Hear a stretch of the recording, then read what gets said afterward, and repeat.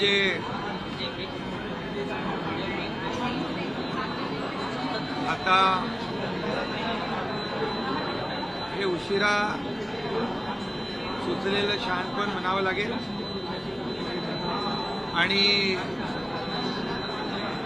त्यांचा नेहमीच सगळ्यांना बाहेरून पाठिंबा असतो, घरातून पाठिंबा असतो। तुम लढो हम कपडा संभालताय आणि एक म्हण आहे, बुडाला जळतंय आणि डोंगरावरची आग विझवायला पळतंय, अशी उबाटाची आता अवस्था झालेली आहे। खरं म्हणजे विद्यार्थ्यांचं जे आंदोलन, सोनम वांगचुक यांचं जे आंदोलन आहे, एकंदरीत जेव्हा जेव्हा सरकारच्या विरोधामध्ये अशा प्रकारची आंदोलनं जे जे लोक करतात त्यांना मात्र यांचा पाठिंबा असतो। ते नेहमी उबाटाचे लोक आठवण करून देतात, श्रीलंकेमध्ये हे झालं, नेपाळमध्ये हे झालं, लोक रस्त्यावर उतरली, आणखी कुठंतरी श्रीलंका झालं, नेपाळ झालं, बांगलादेश झालं, अशी मुद्दामून आठवण करून देण्याचं काम हे उबाटा करताय। आणि आता त्यांना वाटतंय की हे जे काय आंदोलन जे सुरू आहे देशव्यापी, त्यामध्ये आपली पोळी कशी भाजून घेता येईल अशा प्रकारचं खालच्या थराचं राजकारण करण्याचा हेतू त्यांचा आहे। म्हणजे देशामध्ये आणि राज्यामध्ये अराजकता कशी पसरेल, कायदा सुव्यवस्था कशी बिघडेल आणि लोक रस्त्यावर येऊन आंदोलनं कशी करतील, अशा भ्रमामध्ये ही सगळी मंडळी आहेत। खरं म्हणजे बांगलादेश असेल, श्रीलंका असेल, नेपाळ असेल, तिथली आर्थिक परिस्थिती रसातळाला गेली होती, तिथं अर्थव्यवस्था कोलमडून गेली होती, लोकांचे खाण्याचे बांधे झाले होते। परंतु या देशामध्ये प्रधानमंत्री मोदी साहेबांच्या नेतृत्वाखाली हा देश पुढे जातोय, आर्थिक व्यवस्था वाढतीये, आर्थिक महासत्तेकडे वाटचाल आपला देश करतोय। जवळपास 80,000 लोकांना मोफत अन्नधान्य देण्याचं काम या ठिकाणी होतंय। 32 कोटी लोकांना दारिद्र्य रेषेच्या वर आणण्याचं काम देशाने केलंय। त्यामुळे हा फरक आहे।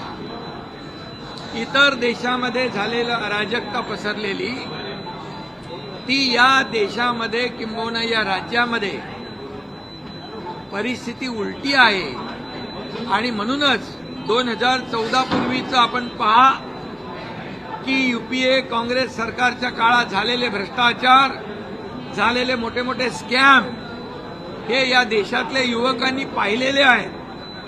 आणि म्हणून 2014 नंतर या देशातला युवा वर्ग हा प्रधानमंत्री मोदीजींच्या सोबत आहे, आजपर्यंत आहे। 2014 नंतर झालेली देशाची प्रगती तो युवा पाहतोय, मिळणाऱ्या हाताला नोकऱ्या, मिळणारं काम हा युवक पाहतोय। आणि म्हणूनच याची पोटदुखी जी आहे, आणि म्हणून हा युवा जो आहे हा देशाच्या प्रधानमंत्री नरेंद्र मोदीजी जे या देशाला पुढे नेत आहेत त्यांच्याबरोबर साथीने हा पुढे चाललेला आहे। आणि म्हणून मोदीजींनी अनेक निर्णय घेतले। युवक, गरीब, शेतकरी, महिला हे 4-5 वर्ग जे आहेत, या वर्गांना न्याय देण्यासाठी अनेक योजना सुरू केलेल्या आहेत। त्यामुळे हे जे काही यांच्या मनामध्ये आहे की देशामध्ये अराजकता पसरली पाहिजे, देशामध्ये कायदा सुव्यवस्था बिघडली पाहिजे, आणि म्हणून हे जे काय आहे हे लोकांना प्रोवोक करण्याचं काम, भडकवण्याचं काम या ठिकाणी करतायत। परंतु त्यांच्या प्रयत्नांना यश कधीच येणार नाही, कारण हा देश, या देशाला एक संस्कृती आहे, या राज्याला एक संस्कृती आहे, आपल्या परंपरा आहे, आणि म्हणूनच हा केविलवाना प्रयत्न आहे. का जाऊन तिकडे बसत नाही त्यांच्याबरोबर? का घरातूनच तुम्ही तुम लढो हम कपडा संभालते, नेहमी बाहेरून पाठिंबा, आमचा इथून पाठिंबा.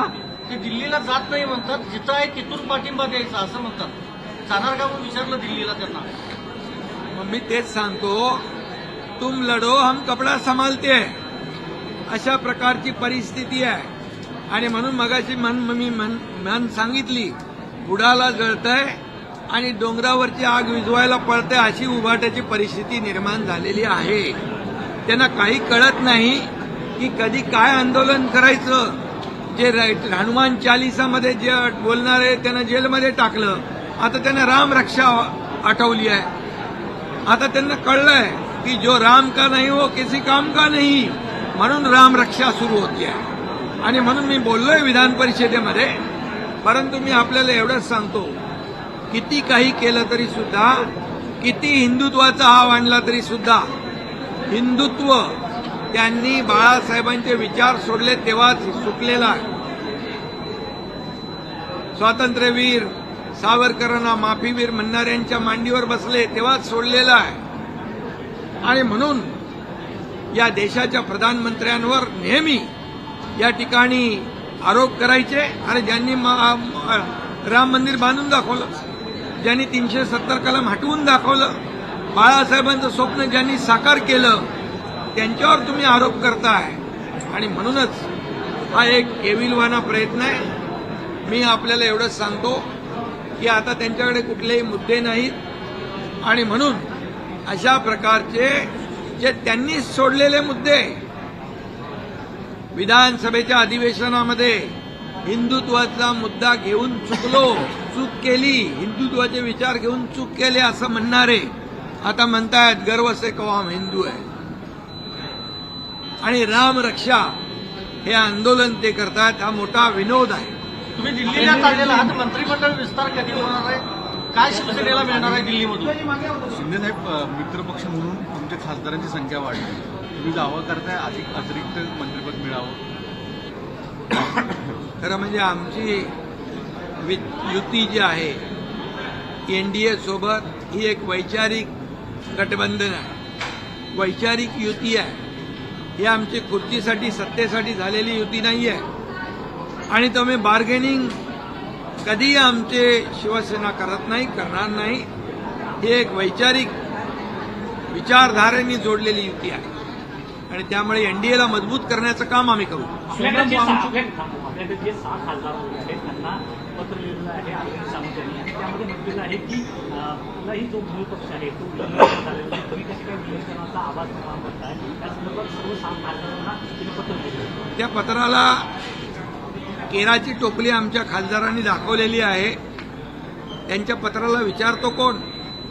लोकशाहीमध्ये नियमाप्रमाणे 2/3 मेजॉरिटीला महत्व आहे. आणि बाकायदा लोकसभा स्पीकर यांच्याकडे जाऊन 6 खासदारांनी पत्र देऊन सगळी प्रक्रिया पूर्ण केलेली आहे. ही फक्त हा केविलवाना प्रयत्न आहे, कोर्ट कचेऱ्या करणं, हे करणं, ते करणं. त्यामुळे कुठल्याही त्यांचा त्या पत्राचा परिणाम आमच्या खासदारांवर होणार नाही. दुसरीकडे जर बघायचं असेल तर चेंबूरची जी घटना घडली त्यामध्ये पालिका आयुक्तांनी ते अहवाल आलेला, त्यामध्ये कुठेतरी अधिकाऱ्यांना बचाव आहे ते केलं जातं असं पाहायला मिळतं. ठाण्यामध्ये एक बॅनर पडला, तिकडे देखील अशा पद्धतीने मी ताबडतोब ठाण्यातल्या आयुक्तांना फोन केला. सगळे बिलकुल बॅनर काढून टाका, एकही बॅनर ठेवू नका आणि कुणालाही बेकायदेशीर बॅनर लावून देऊ नका.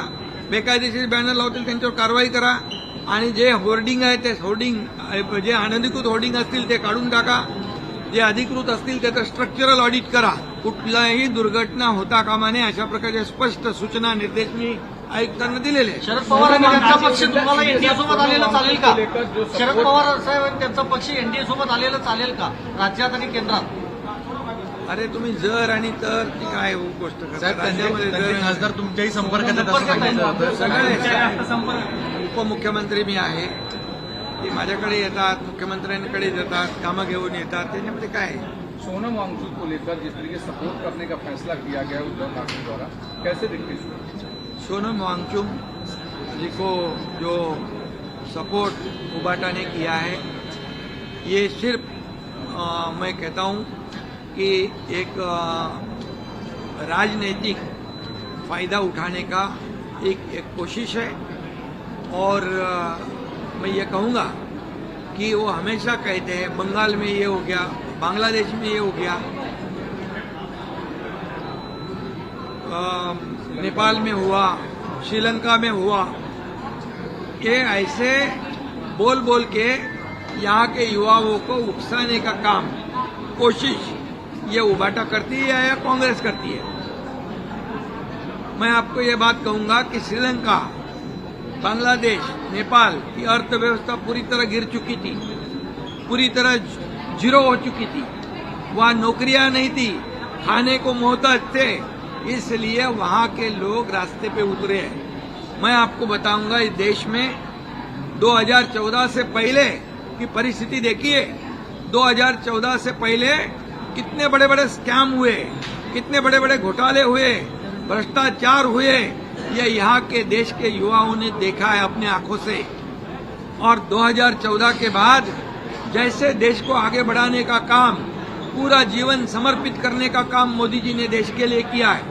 इसलिए ये ऐसे परिस्थिति में कई देशों की अर्थव्यवस्था पूरी तरह खत्म है, डगमगा गई है, चरमरा गई है। ऐसी परिस्थिति में भारत देश की अर्थव्यवस्था न की मजबूत की, बल्कि उसको आगे बढ़ाने का काम किया। आज भारत एक विकसित भारत 2047 का सपना जो है, आर्थिक महासत्ता बनाने का मोदी जी लिए हुए हैं। और इसलिए युवाओं को पता है आज मोदी जी ने क्या लक्ष्य किया है। युवा, किसान, महिला, गरीब। और इसलिए मैं कहूंगा हमारे देश की परिस्थिति बहुत ही मजबूत है और उन देशों से उल्टी है। और आज युवाओं के लिए कई योजनाएं, महिलाओं के लिए कई योजनाएं, किसानों के लिए कई योजनाएं, 80 करोड़ लोगों को मुफ्त में राशन देने का काम कौन कर रहा है? 32 करोड़ लोगों को गरीबी से ऊपर उठाने का काम किसने किया है? मोदी जी ने किया है। और ये देश की जनता भी जानती है और युवा वर्ग भी जानता है। और इसीलिए वो जो चाहते हैं, वो जो सोचते हैं, उनके मन में एक सपना है कि जैसे अन्य देशों में ये अराजकता फैलाई, जैसे लॉ एंड ऑर्डर की परिस्थिति निर्माण हुई, वैसे यहाँ पर परिस्थिति निर्माण करने की कोशिश करना, ये भी देश के खिलाफ है, ये जनता के खिलाफ है, एक प्रकार का ये देशद्रोह है। और मैं कहूँगा, और इसीलिए खिलाफ बात करो, सरकार के खिलाफ बात करो, लेकिन लोगों को भड़का के ये उदाहरण देते, मिसाल देते हैं बांग्लादेश की, मिसाल देते हैं अपना नेपाल की, श्रीलंका की, क्या परिस्थिति है वहाँ की, देखिए जाकर। तो इस देश की परिस्थिति मजबूत है और युवा जो है यहाँ का मोदी जी के साथ है। ये कोई लाख कोशिश करे, कुछ भी ऐसी परिस्थिति निर्माण करने की कोशिश वो करते हैं, उसमें कामयाब नहीं होंगे। इनका एक ही है, जो देश के खिलाफ बोलेगा, जो मोदी जी के खिलाफ बोलेगा, जो मोदी जी के खिलाफ आंदोलन करेगा, उसको सपोर्ट दे दो। और वो भी कैसे? घर से सपोर्ट दे दो, तुम लड़ो, हम कपड़ा संभालते हैं। राहुल गांधी ने सरकार से पेपर लीक को लेकर सवाल पूछा और ये कहा कि सरकार जो है लाखों छात्रों के भविष्य से खिलवाड़ कर रही है। राहुल गांधी विपक्ष के नेता है, उनको जानकारी के लिए मैं बताना चाहता हूं कि महाराष्ट्र में तुरंत पेपर लीक टीटी का होने वाला था। हमारी बहुत ही जिम्मेदार पुलिस विभाग ने तुरंत ये पूरे स्कैम को, नक्सल को पकड़ लिया और उनको जेल के अंदर ठूस दिया है। और उनके ऊपर हमने कहा है कि ये देश के जो भविष्य के साथ खिलवाड़ करने वाले लोग जो है, उनको पूरी तरह मुका लगाना चाहिए, जेल में ठूसना चाहिए, इनको जमानत नहीं होनी चाहिए। और मैं ये कहूंगा कि जब महाविकास आघाड़ी की सरकार थी तब 3 बार पेपर लीक हुए थे, पता है? ये राहुल गांधी जी को याद आपके माध्यम से मैं करा रहा हूं। ये पेपर लीक होना, ये इसका समर्थन कोई भी नहीं कर सकता है, लेकिन उस वक्त सीटी, टीटी और हेल्थ की जो भर्ती थी उसमें पेपर लीक हुआ था। इसलिए इसके ऊपर पूरी तरह जांच हो रही है, एसआईटी बैठी है और पूरी तरह इसके ऊपर जो भी आरोपी है एक को भी बख्शा नहीं जाएगा। सर, अरविंद सावंत ने जो लेटर लिखा है आपके सांसदों को, अरविंद सावंत ने जो लेटर लिखा है आपके सांसदों को, उसको लेकर क्या कहेंगे विलय मर्जर के विषय पर? देखिए, हमारे 7-6 सांसद जो आए हैं उन्होंने पूरी तरह जो कार्रवाई होती है, संसदीय कार्रवाई होती है, लेजिस्लेचर कार्रवाई होती है, प्रक्रिया होती है, वो पूरी तरह पूरी करी है। लोकसभा के स्पीकर के सामने जाकर 2/3 मेजोरिटी के साथ उन्होंने शिवसेना ज्वाइन की हुई है। इसलिए ये कोई नोटिस वोटिस का असर हमारे सांसदों पे होने वाला नहीं, शिवसेना के ऊपर होने वाला नहीं। वो लेटर उन्होंने हमारे सांसदों ने फाड़ के टोकरी में फेंक दिया है, उसका कोई वजूद नहीं है। मंत्रिमंडल विस्तार को लेकर के किस तरीके से देख रहे हैं, क्योंकि केंद्र में आपकी ताकत अब बढ़ी है और एनडीए में बड़े पार्टनर के तौर पर आप हैं। देखिए, केंद्र में हमारी ताकत नहीं, एनडीए की ताकत बढ़ी है। हमारे प्रधानमंत्री नरेंद्र मोदी जी की ताकत को हमें बढ़ाना है। उनकी ताकत बढ़ी तो देश की ताकत बढ़ेगी। इसलिए हमारा एजेंडा जो है ये बार्गेनिंग करना, हमारे इतने बढ़ गए तो हमें ये चाहिए, वैसे बोले, वैसे शिवसेना नहीं है। शिवसेना बाला साहब ठाकरे जी के विचार वाली शिवसेना है, एक विचारधारा से जुड़ी है और ये विचारधारा से जुड़ी है। इसलिए हमारा जो एजेंडा है इस देश का विकास, इस महाराष्ट्र का विकास। इसलिए जो मोदी जी देश को आगे बढ़ा रहे उसे हमारे शिवसेना का पूरी तरह समर्थन है। सर, ठाणे होर्डिंग हादसे को लेकर क्या दिशा निर्देश आपने दिए हैं? ठाणे होर्डिंग के बारे में मैंने कमिश्नर को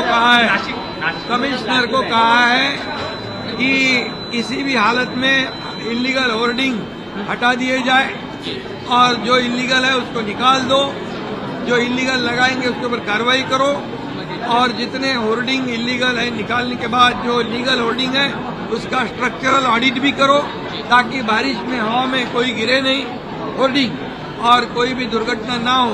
ऐसे स्पष्ट निर्देश मैंने आयुक्त जी को कल ही दिए हैं।